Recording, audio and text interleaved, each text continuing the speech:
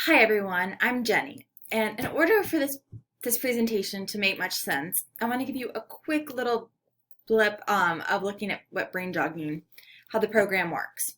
So I am in order to do this, the first three exercises are eye movement exercises, and so I'm going to minimize the screen or my video so that you can see what's going on across the screen.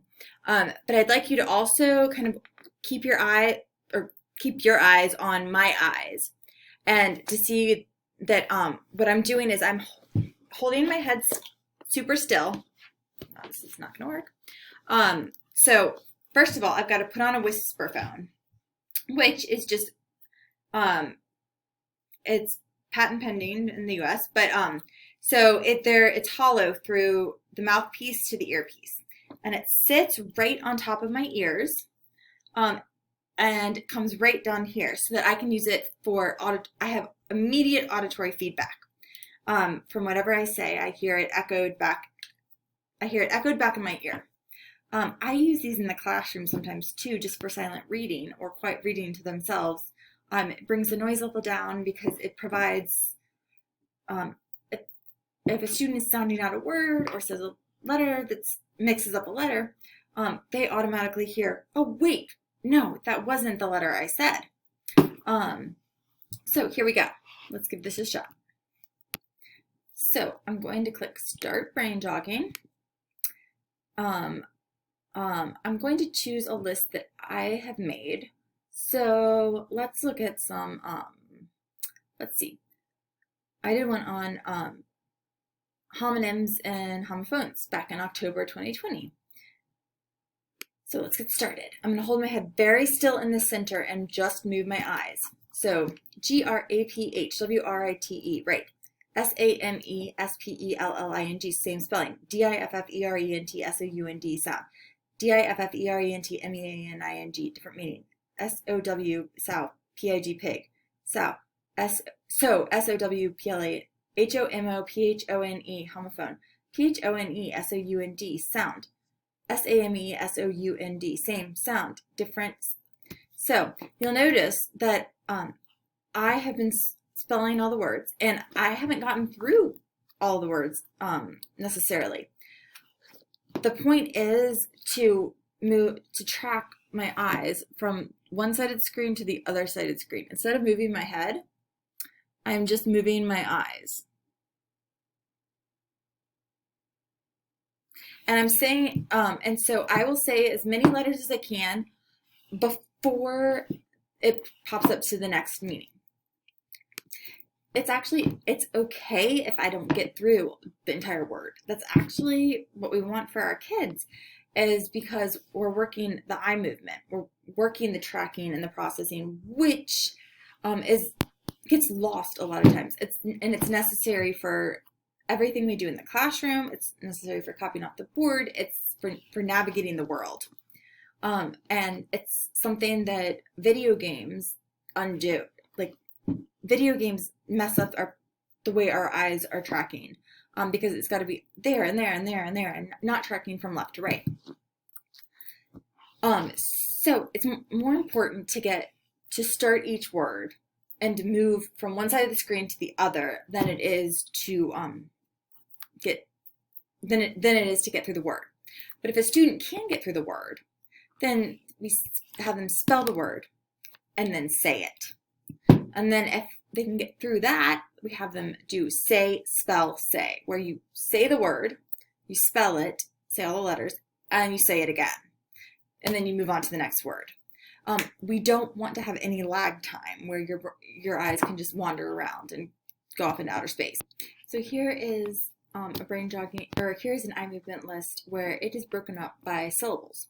So let's try this one.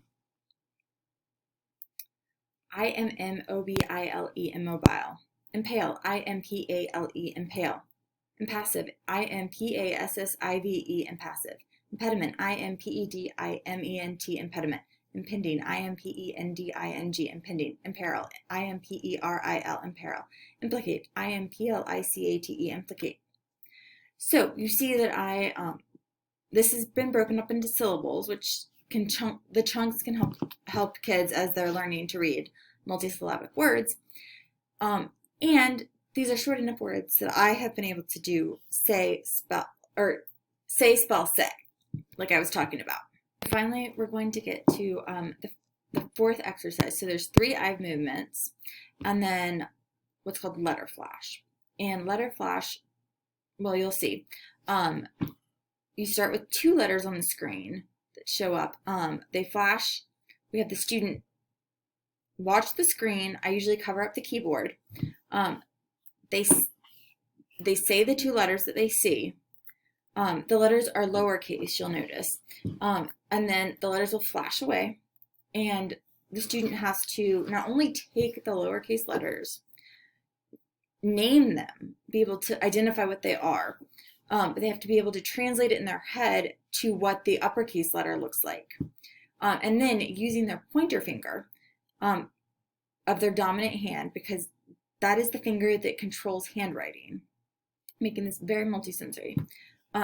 Then they have to then look down at the keyboard and say the letter again and type the capital letters on the screen.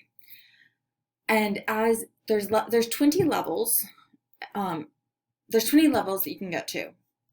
The timing speeds up, and so as you get higher and higher in the levels, the amount of time that the letters are on the screen becomes shorter and shorter. I've got a quick video of Bella doing it with 2 letters. I'm at 5 letters and don't know how to go back and change it so I can show you 2 letters. But so I'll just give you a really quick idea. Go. J-E-Y-W-J. So now I'm going to take my pointer finger. Y-W-J.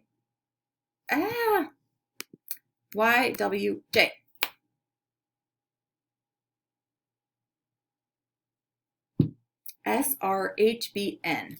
S-R-H-B-N. Okay. So you see how that goes. So, and then it keeps going up to level 20. And there are 3 tries at each level. And if you miss all 3 tries, then it stops for the day. We recommend 2 sessions per day.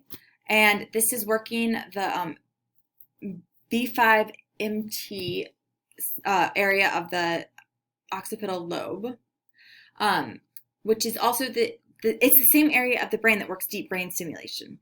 So we have students do this once in the morning before they go to school because it tones the brain, it primes the brain to learn, to get to make those connections, to retain the information, for processing, working memory, all of that, and then again once before they when they get home before they start their homework, for the same reasons. You can enter spelling lists, any kind of vocabulary, foreign language. I've done Hebrew and German. Enter into the eye movement lists so that it becomes rote. The practice is regular. And then we tell students not to do it late at night because it acts as a natural stimulant.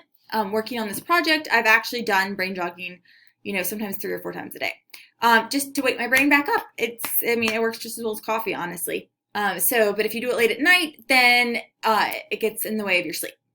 So that was longer than I expected it to be, but that was brain jogging for you. Thanks.